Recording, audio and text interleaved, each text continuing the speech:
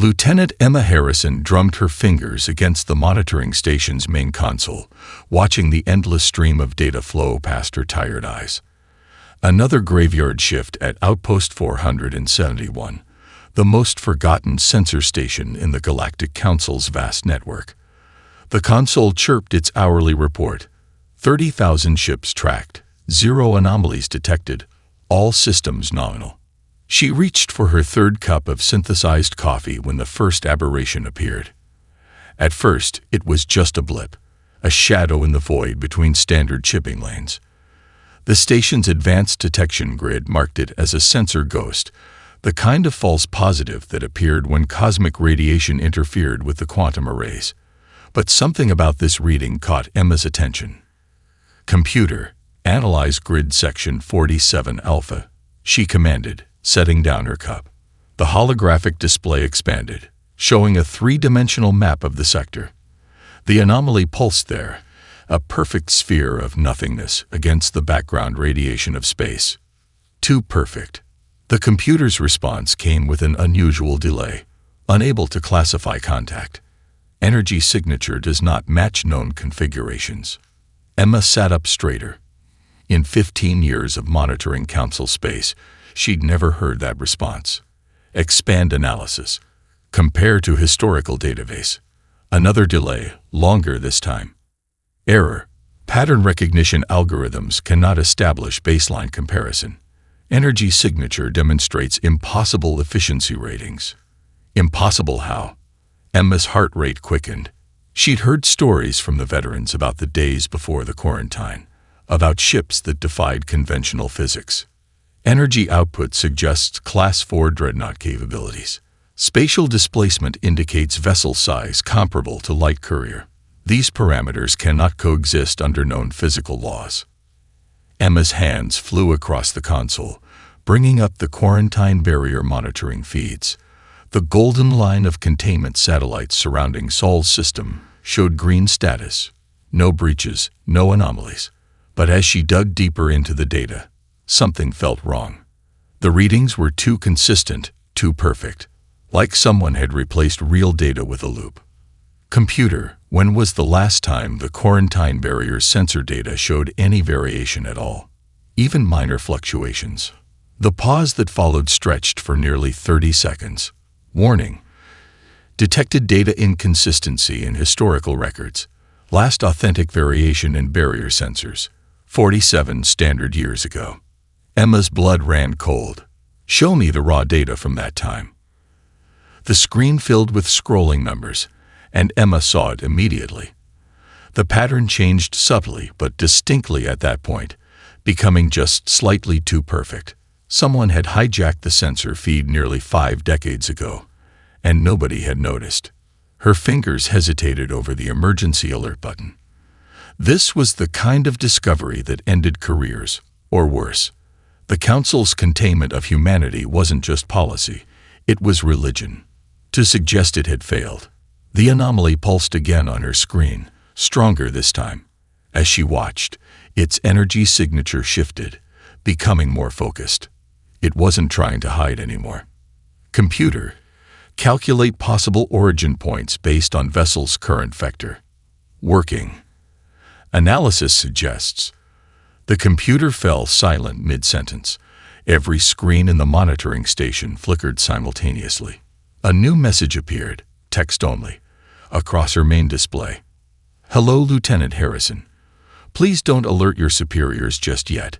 We need to talk. Emma's hand froze above the alert button. The message continued. We could have kept hiding, but something's coming.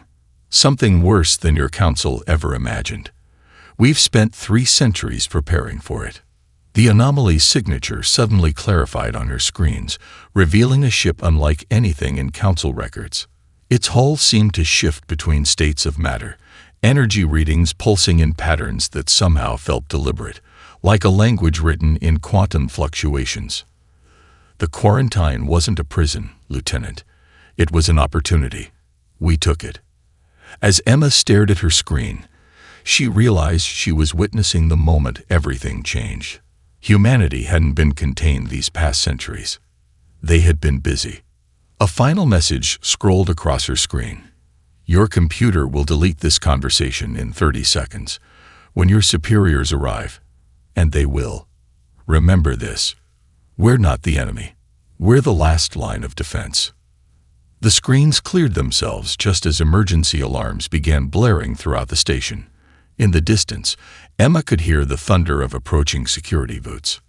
She took a deep breath and prepared to make a choice that would change the galaxy forever. Commander James Walker stood at the helm of the U.S. Prometheus, his hand resting on the quantum blast viewport. The ship hummed beneath his feet, not the mechanical rumble of ancient vessels, but a soft, almost musical resonance that came from systems operating in multiple dimensions simultaneously. Phase drive spooling up. Chief Engineer Mike O'Brien called from his neural interface chair. His eyes glowed with a soft blue light as ship diagnostics flowed directly into his consciousness. She's purring like a kitten today, Commander. Dr. Alexandra Turner looked up from her quantum mechanics station, her fingers dancing through holographic equations. The barrier breach point is calculated. We'll have exactly 2.7 seconds before their automated systems detect the phase variance. Walker nodded, studying the massive energy barrier that had contained Earth for 3 centuries. From this side, it was beautiful, a shimmering wall of golden light stretching into infinity. The Council thought it was impenetrable. They never considered that humanity would find a way to simply step between its atoms. Major Stone, status on the tactical systems. Walker turned to his weapons officer.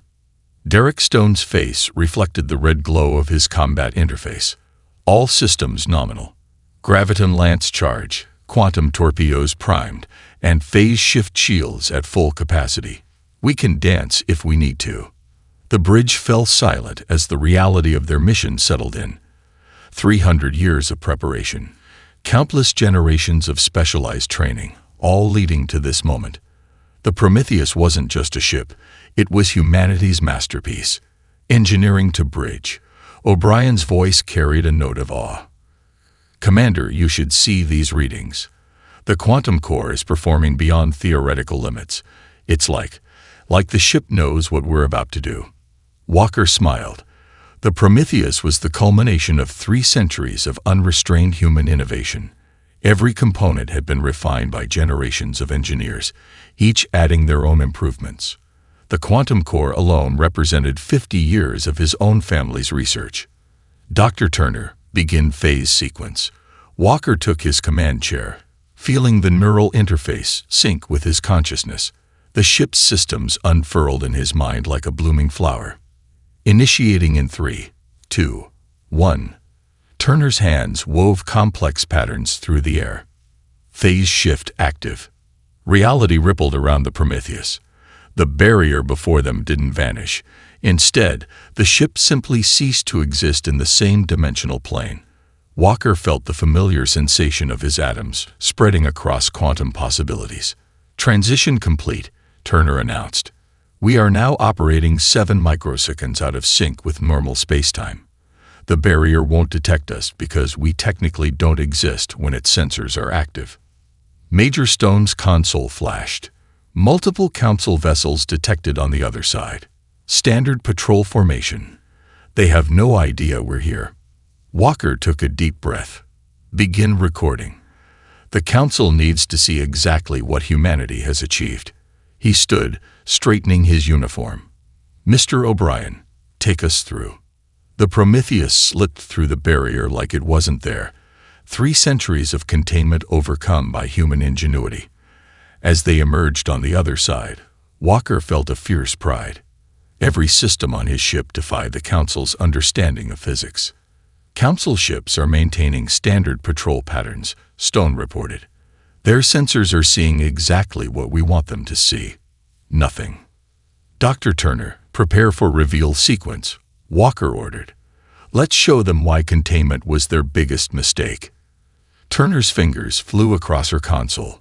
Ready on your mark, Commander. Remember, once we shift back into normal spacetime, we'll have every Council ship in range targeting us within seconds. Walker smiled. That's assuming their weapons can even interact with a ship that exists in 5 dimensions simultaneously. He turned to his crew, seeing the same determination in their eyes. 300 years ago, they thought they were locking away a primitive, violent species.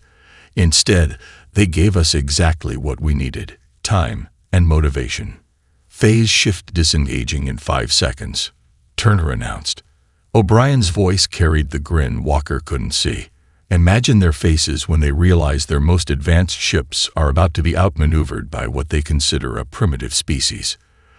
Let's introduce ourselves, Walker said as the Prometheus prepared to reveal itself to the galaxy. It's time to show them what humanity has become. The ship shimmered back into normal space, its quantum core singing the symphony of impossibilities, ready to rewrite everything the Council thought they knew about the laws of physics. The Council transport Morning Light drifted helplessly in space, its engines crippled by pirate weapon fire. Captain Zixtal, a veteran of the Regilian Defense Force, watched helplessly as 3 heavily armed raider vessels circled his ship like hungry predators. Final warning. The pirate leader's gravelly voice crackled through the comm. Surrender your cargo, or we vent your atmosphere. You have 30 seconds. Zixtal looked at his terrified passengers, families, children, elderly, all counting on him. The nearest Council patrol was hours away. He reached for the surrender signal when his sensor officer suddenly gasped. Captain, energy spike at Mark 743. I've never seen readings like this. Space itself seemed to ripple, like heat waves over desert sand. A ship materialized from nowhere, sleek, dark, and impossibly graceful. Its hull seemed to shift and flow like liquid metal, and the energy readings from its core made the sensor officer's equipment shriek in protest. Unknown vessel, the pirate leader barked. This is a private matter. Leave or... The mysterious ship moved. Not like any vessel Zixtal had seen in his 40 years of spaceflight. It didn't so much fly as dance, crossing impossible distances in microseconds. One moment it was kilometers away. The next it was between his ship and the pirates. This is Commander James Walker of the U.S. Prometheus. A calm human voice transmitted on all frequencies. Your ships are now under our protection. Pirates, power down your weapons and prepare to be boarded. The pirate leader laughed. A single ship against 3. Your bravery is admirable, but... The Prometheus vanished, simply ceased to exist, then reappeared simultaneously in 3 locations, each position perfectly aligned with a pirate vessel. Zixtal's jaw dropped as he watched the impossible unfold on his view screen. Fascinating design. Walker's voice carried genuine interest. Krivich shipyards, right.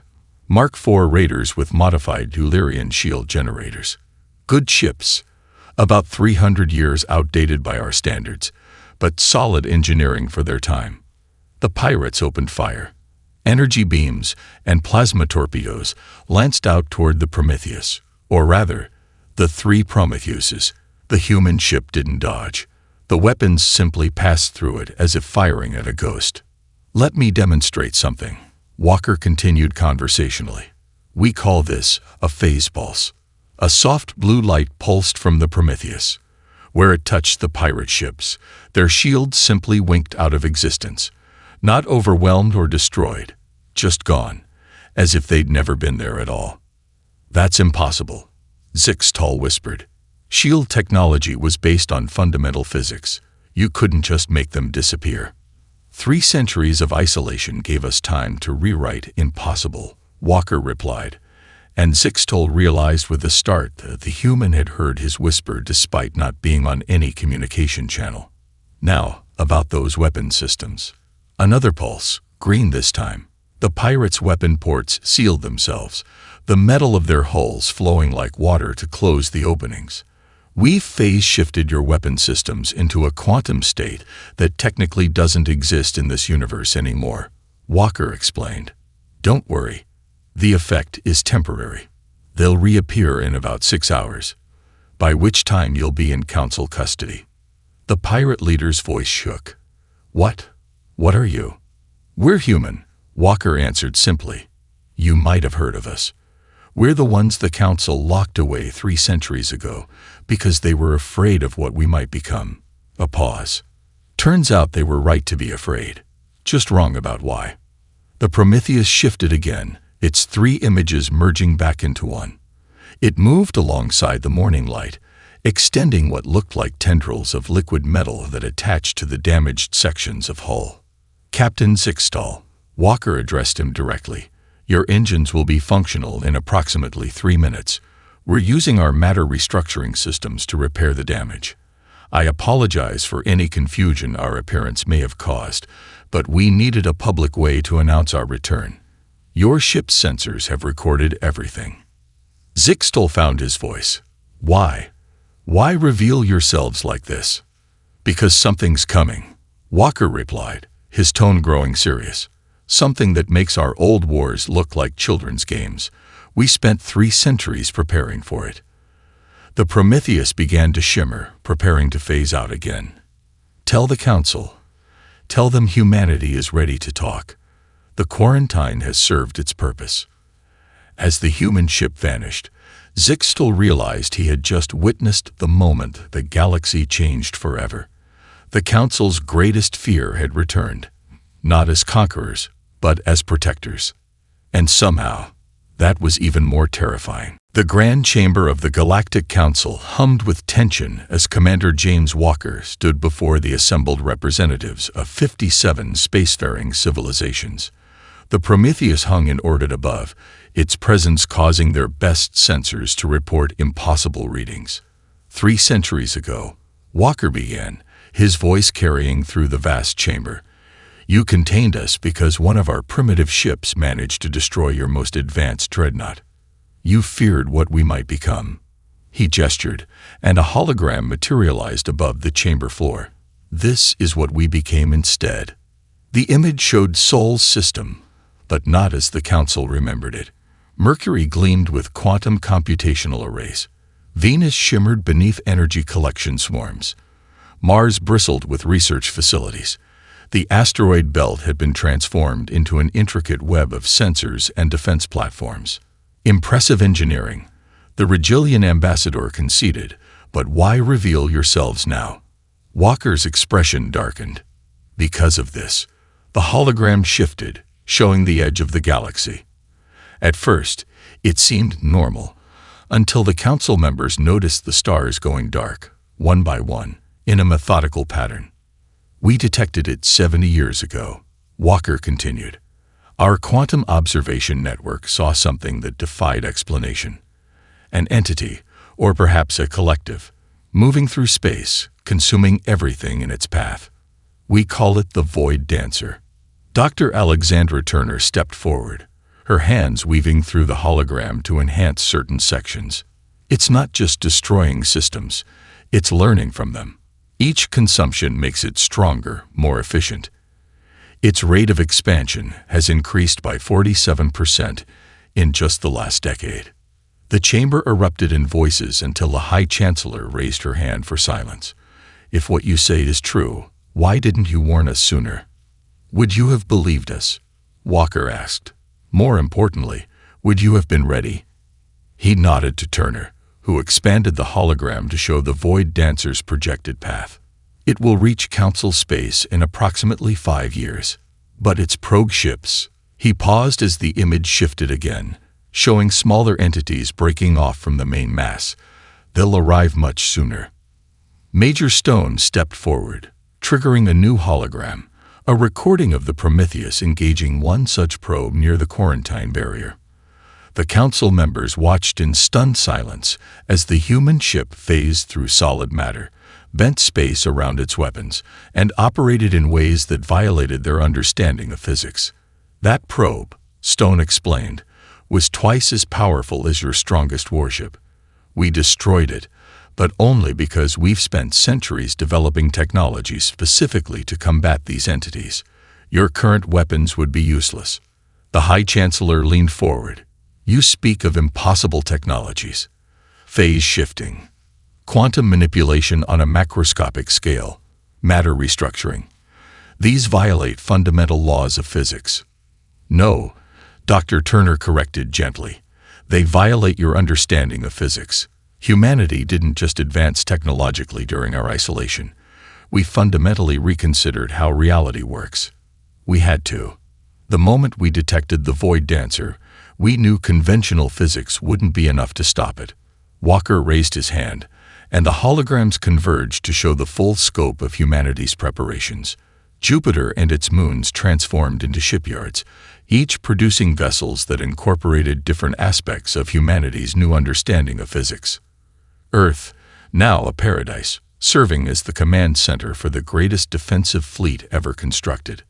We're not asking for forgiveness for breaking your quarantine, Walker stated firmly. We're not asking for permission to exist beyond our borders. We're offering you a choice. Work with us to face this threat, or watch as your civilization becomes food for the Void Dancer. The chamber fell silent as the implications sank in. 3 centuries ago, they had contained humanity out of fear of what they might become. Now, that same fear might be the galaxy's only hope for survival. The probe we destroyed was just the beginning, Walker concluded. The Void Dancer is sending more, testing our defenses, learning our capabilities. We need to act now together. Humanity's fleet is ready. The question is, will you stand with us? As the council members looked at each other, a new understanding dawned. The species they had imprisoned had transformed their cage into a fortress, their isolation into innovation. They hadn't spent 3 centuries plotting revenge. They'd spent it preparing to save the very civilization that had confined them. The High Chancellor stood, her decision made. The galaxy was about to change forever, and humanity would lead the way. The Council observation deck fell silent as the Void Dancer probe emerged from hyperspace. It dwarfed the assembled Council defense fleet, a writhing mass of dark energy and crystalline structures that seemed to devour light itself. This is what we've been preparing for. Commander Walker's voice came through clear on all channels as the Prometheus moved forward. The human vessel looked impossibly small against the backdrop of the probe's massive form. Dr. Turner's voice carried across the command frequency. All Council vessels, maintain your position outside the quantum isolation zone. What you're about to see will challenge everything you think you know about physics. The probe struck first, launching tendrils of dark energy that should have torn any ship apart at the atomic level. The Prometheus didn't dodge. Instead, the attack passed through it like light through crystal, splitting into prismatic patterns before dissipating harmlessly into space. Phase shift defensive screen, Turner explained calmly. We're operating in 7 different dimensional states simultaneously. The probe can't affect us because we technically don't exist in the same reality when its attacks land. The Council admirals watched their sensor readings with increasing disbelief. The Prometheus's energy signature fluctuated wildly, sometimes disappearing completely, only to reappear with power levels that should have torn the ship apart. Initiating graviton lance sequence, Major Stone announced. The Prometheus's hull rippled, sections flowing like liquid metal as the weapon formed. This might look strange to conventional sensors. Strange was an understatement. Space itself seemed to bend around the human ship as it fired. The beam didn't travel through space. It warped space around itself, creating a tunnel of pure gravitational force that bypassed the probe's defenses completely. The probe's outer layer shattered, but it adapted quickly, its crystalline structure reforming into a denser configuration. It launched a barrage of quantum-tipped projectiles, each capable of unraveling matter at the subatomic level. Showing them the butterfly effect, O'Brien called out. The Prometheus moved in patterns that seemed random, but followed some higher mathematical principle. Each movement placed it precisely where the probe's attacks weren't, creating an elaborate dance through space-time. The ship's neural interface is predicting attack patterns across multiple quantum realities, Turner explained to the stunned Council observers. We're not dodging their attacks. We're avoiding the space where the attacks will be before they're even launched. The probe, apparently frustrated by its inability to hit the human vessel, began to power up its main weapon, a reality-crushing beam that could collapse a star. The Council fleet commanders called for an immediate retreat. Now we show them why we needed 3 centuries to perfect this, Walker said calmly. Dr. Turner, initiate the quantum entanglement field. The Prometheus released a sphere of shimmering energy that expanded outward. Where it touched the probe's weapon beam, impossible things began to happen. The beam didn't just stop, it reversed, turning back on itself, as though time itself had become confused about which direction it should flow. By entangling our ship's quantum state with the probe's weapon, Turner lectured, her voice steady despite the physics-defying display, we've created a causality loop. Its own attack is now preventing it from attacking across all possible quantum states. The probe, caught in the paradox of its own making, began to destabilize. Its crystalline structure vibrated across multiple frequencies as its core logic tried to resolve the impossible situation it found itself in. Finishing move, Walker commanded. Show them the Nova Protocol. The Prometheus's hull transformed completely, becoming a geometric pattern that shouldn't have been possible in 3-dimensional space. Energy coursed through the pattern, building to levels that made the Council's sensors overload and reset. When the light faded, the probe was gone. Not destroyed. Simply gone, as though it had never existed in that section of space at all. We didn't destroy it, Turner explained to the silent Council observers. We relocated it to a pocket universe where the laws of physics make its existence impossible. It essentially unmade itself. As the Prometheus returned to normal configuration, the Council fleet commanders stared in stunned silence. They had just witnessed one human ship defeat a probe that would have required their entire fleet to even challenge. Walker's final transmission summed up 3 centuries of human development in one simple statement. This is why we needed the time. The Void Dancer is thousands of times stronger than that probe. Now you understand why we had to rewrite the rules of reality itself. The Council's greatest fear had become their greatest hope. Humanity hadn't just advanced. They had evolved beyond the very limits of what their containment was meant to prevent. High Chancellor Vesna stood in Earth's orbital command center, her silvered scales reflecting the holographic displays that surrounded the observation deck. Below, Earth's surface gleamed like a jewel, its cities seamlessly integrated with restored natural landscapes. Welcome to what we've become. Dr. Turner gestured to the massive display showing Sol's transformed system. Let me show you why the quarantine was the best gift you could have given us. The display zoomed in on Mercury, now barely recognizable as a planet. Its entire surface had been converted into a vast quantum computing complex, its core repurposed to power processors that operated on principles that made the Chancellor's best scientists shake their heads in denial. Mercury processes more data in a second than your entire civilization does in a year, Turner explained. It's not just computing. It's calculating possibilities across multiple quantum realities simultaneously. This is how we first detected the Void Dancer. Commander Walker directed their attention to Venus, where massive energy collection arrays formed a lattice around the planet. 3 centuries ago, you would have called this impossible. We call it Monday. Those arrays don't just collect energy. They harvest quantum fluctuations from parallel dimensions. The Chancellor's chief scientist, Dr. Excel, raised a trembling hand. But the energy requirements alone would exceed the output of 100 stars. O'Brien finished with a grin. That's where Mars comes in. The display shifted to show the red planet, now covered in research facilities and testing grounds. Every crazy idea, every impossible theory, we tested them here, O'Brien continued.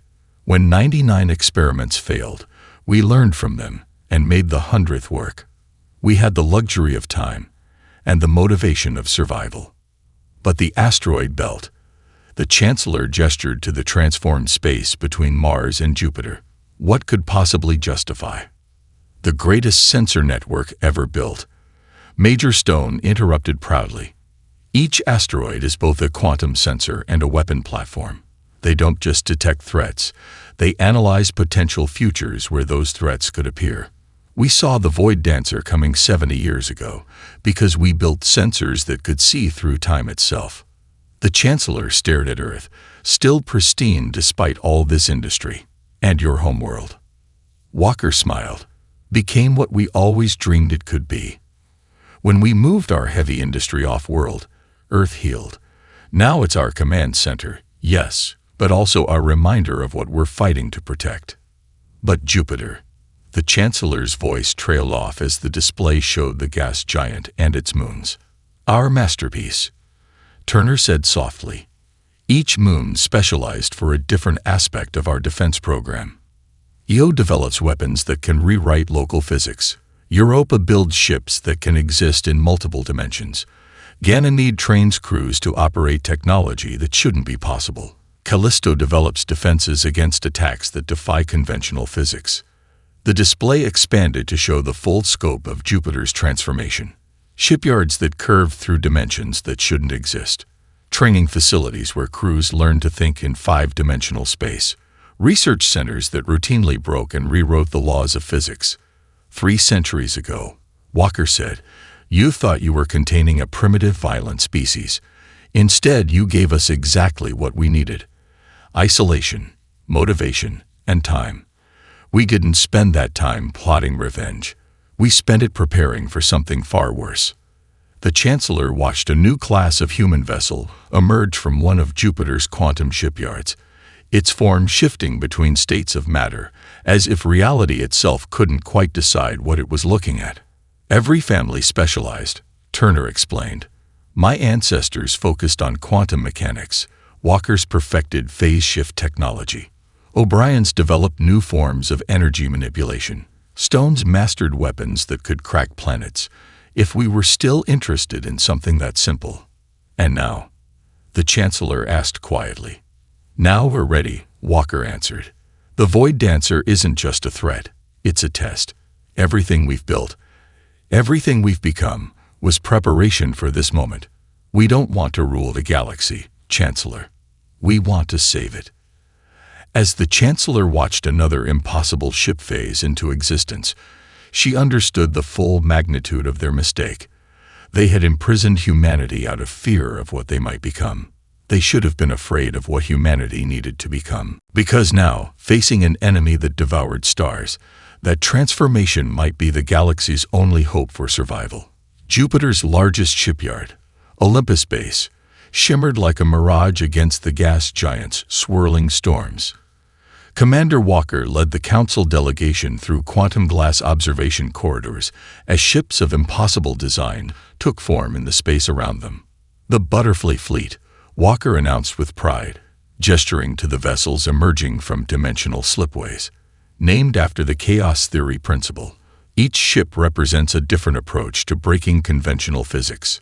A massive vessel phased into view, its hull rippling with patterns that hurt the eyes to look at directly. The Odyssey class, Dr. Turner explained. Designed by my family's research division.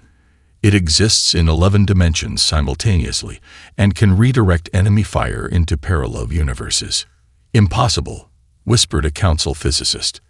The power requirements alone mold. O'Brien laughed. That's why my clan developed the Infinity Core. He pointed to a pulsing heart of energy at the ship's center. It doesn't just generate power. It borrows it from multiple timelines where we aren't using it. The delegation moved to another viewport as a sleek, predatory vessel emerged from what appeared to be liquid space. Its surface seemed to absorb light itself. The Nightingale series, Major Stone said proudly. My grandmother's design.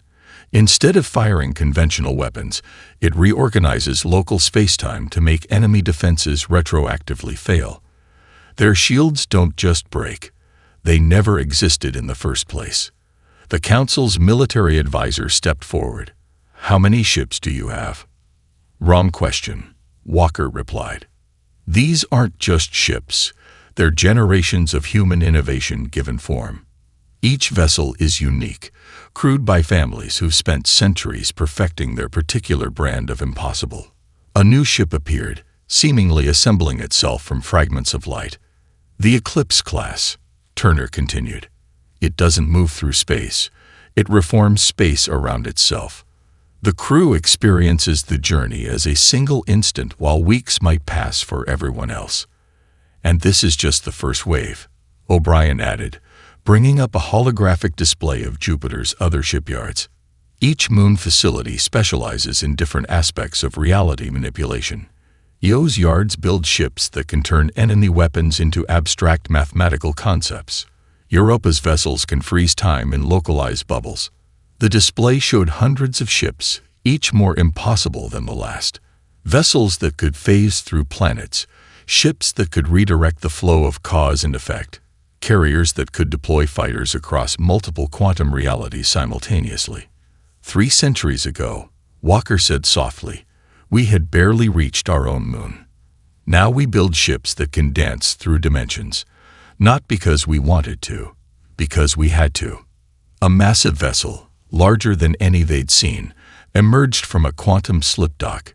Its hull seemed to be made of solid mathematics, equations and formulas flowing across its surface like water. The Phoenix, Turner announced. Our flagship. It doesn't just break the laws of physics, it rewrites them. In its presence, reality itself follows new rules.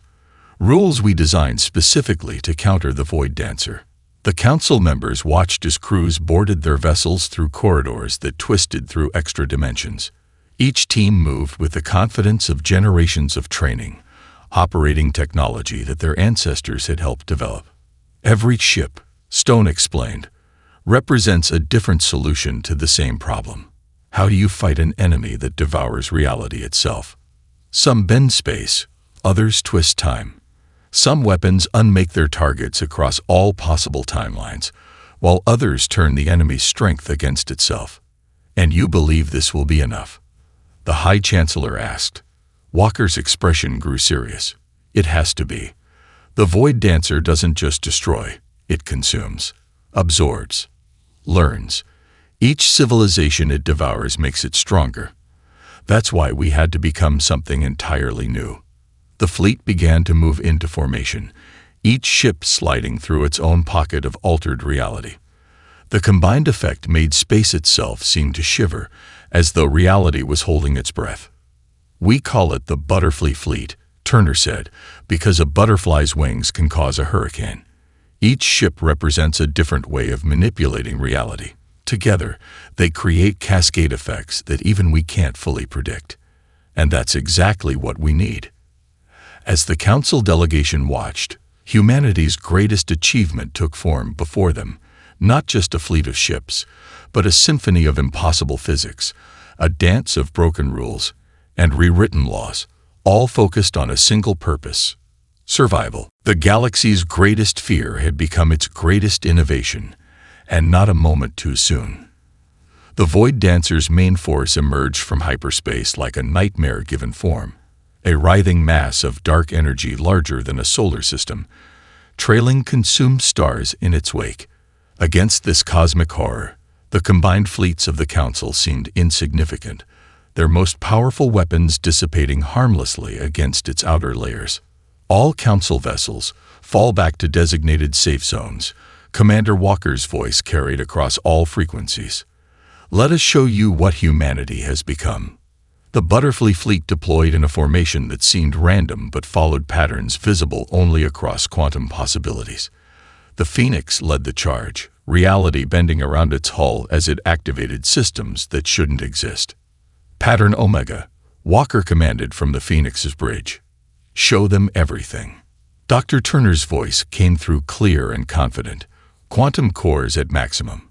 Reality distortion fields active. Beginning primary attack sequence. The human fleet moved like a single organism, each ship performing its specialized role in a dance choreographed across multiple dimensions. The Odyssey-class vessels phased between realities, their weapons fire emerging from impossible angles. Eclipse-class ships manipulated time itself, creating pockets where the Void Dancer's attacks took centuries to reach their targets. Energy spike. Major Stone called out. It's preparing to fire its main weapon. The Void Dancer released a beam of pure entropy, designed to unravel matter at its most fundamental level. But humanity had spent centuries preparing for exactly this moment. Nightingale Squadron.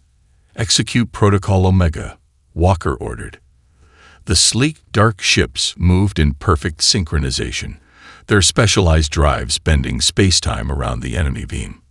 The attack that should have destroyed everything in its path instead twisted back on itself, caught in a loop of causality. O'Brien's voice carried excitement. Infinity cores holding steady, drawing power from 17 parallel timelines. We can keep this up all day. The Void Dancer adapted, splitting into multiple forms across different quantum states. It was learning, evolving, just as humanity had predicted. But they had prepared for this too. Phoenix Squadron, initiate reality cascade, Turner commanded. The flagship and its escorts released waves of energy that rewrote the local laws of physics.